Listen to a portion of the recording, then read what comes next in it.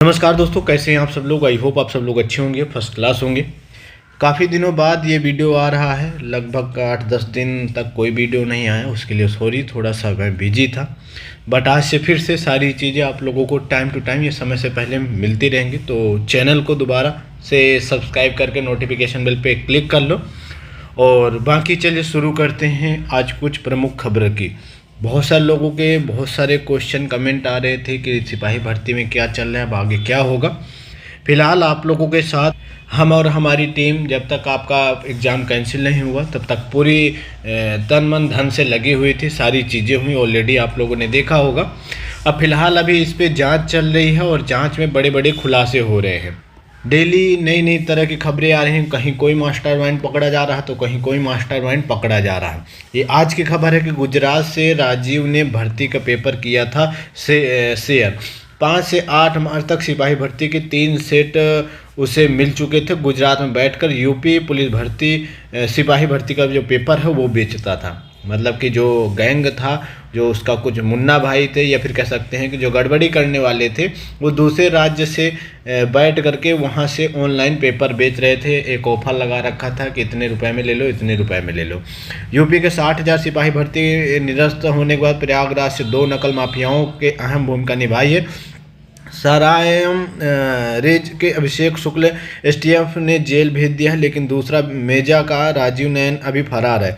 सिपाही भर्ती paper leak का खुलासा करने वाले मेरठ एसटीएफ के प्रभारी सीओ ब्रजेश कुमार सिंह ने बताया कि राजीव नयन और राजीव अत्री सिपाही भर्ती पेपर लीक प्रकरण में फरार है। दोनों की तलाश में टीमें लगी हुई। राजीव को पुलिस ने समीक्षा अधिकारी और सहायक समीक्षा अधिकारी पेपर लीक में भी आरोपित किया है। तो मतलब कुछ ऐसे मुन्ना भाई हैं, कुछ ऐसे गड़बड़ी करने वाले हैं कि जिन्होंने यूपी पुलिस में भी अपना गेम किया था और आरओ का भी जो एग्ज़ाम कैंसिल हो गया उसमें भी आप लोगों का एग्ज़ाम में गड़बड़ी किया था। फिलहाल ऐसी अभी खबरें चल रही हैं, जाँच पड़ताल चल रही है। एक सीरीज का बताया जा रहा है कि 5 मार्च और दूसरा और तीसरा सीरीज का 8 मार्च को वेयर हाउस से सेंधमारी करा करके ले लिया गया था। फ्लाइट से सफर करने वाले राजीव ने गुजरात में बैठकर साजिश रची थी।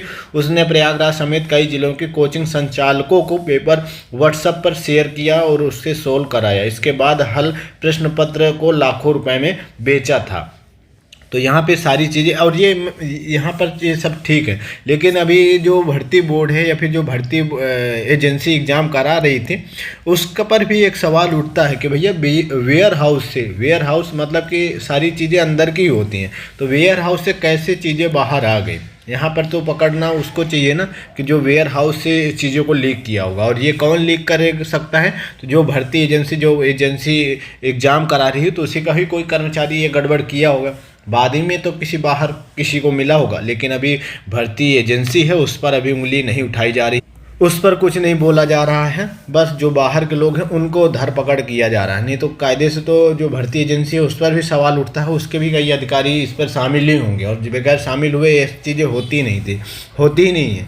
बाकी अभी जो वैसे लोग हैं, बाहर के लोग हैं, उनको धरपकड़ करके खुलासा कर रहे हैं कि इन्होंने बाहर किया पेपर, उन्होंने बाहर किया।